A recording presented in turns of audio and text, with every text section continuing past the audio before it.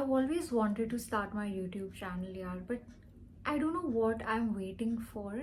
And I've been so wanting to spread a lot of information about mental health. A few moments later. Hi, I'm Gayathri. I'm a counseling psychologist and I practice in Mumbai since 6 months.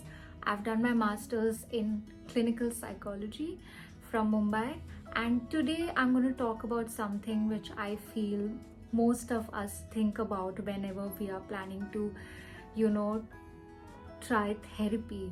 First thing you need to remember is to check the qualifications of the therapist.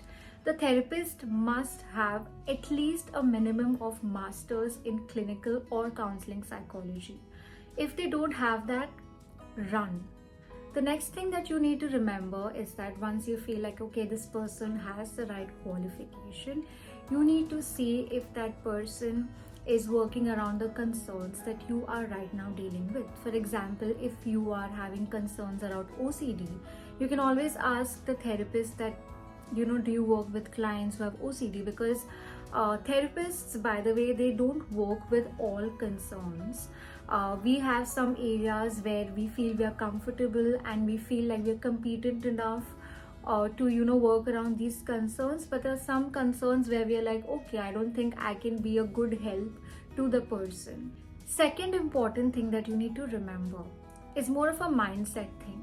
A lot of times when we are going for therapy, we kind of think of ourselves as, are we weak if we are going to a therapist? Am I being dependent on my therapist? Going for therapy does not mean that you're weak. I'll be very honest, you are taking one of the most courageous decisions of your life to help yourself, right?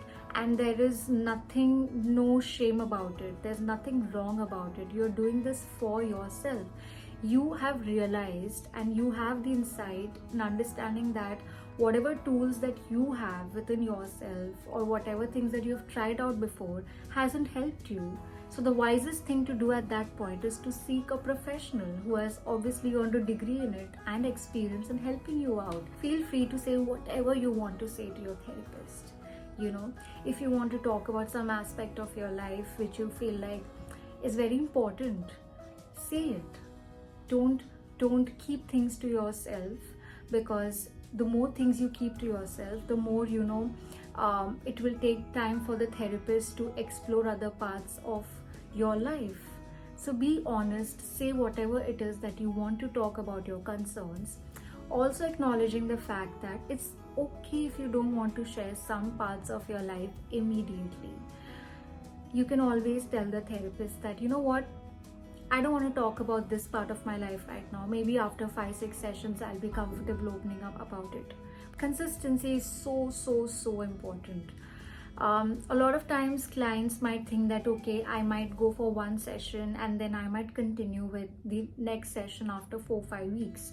As much as I understand that there could be some reasons, maybe financial concerns or maybe because you're not in that state to take therapy, but keeping all those reasons aside and respecting those reasons, if you feel like you have that 1 hour slot that you can give to yourself to help yourself through therapy, then try to be consistent with it.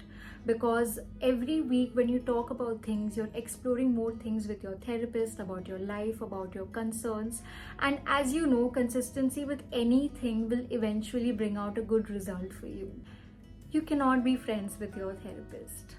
There are certain ethics that therapists have to follow, and one of them is that we cannot keep a personal contact or any contact outside of a therapeutic relationship with a client. This is keeping the client's mental health in perspective, because having a kind of friendship, kind of a bond outside of therapy space can actually hamper the therapeutic relationship between the client and the therapist. Therapy is hard, and I get it. I have myself been a client. So it's not easy. It's definitely not, to talk about all those aspects of your life which can be super triggering for you, which you have kept suppressed for a certain time of your life, and suddenly you're bringing it up in a session, can be very uncomfortable. You might have to confront a lot of things. But that being said, it's also not something that you wouldn't feel like you're enjoying. At times you might actually feel like, okay, I'm enjoying therapy, I'm liking it because I'm helping myself, I'm feeling better after a certain number of sessions. I feel like I've gained some insight into my concerns. So right, so there are two sides to it. And most importantly to remember is that therapy is not a linear journey. It's very non-linear. Like, you might feel like your graph is going like this, but doop, there's some days you might again go back to feeling the same. But what's important is that you keep moving forward. So that's it for today's video. These were some topics that I wanted to cover, and I didn't wanted to talk about it in a very therapist-y way. I wanted to talk about it in a very casual, like, how your friend would probably talk to you about what you need to know before going to therapy. Let me know what kind of videos you would want to see more on this channel, and I look forward to making more videos. Bye bye.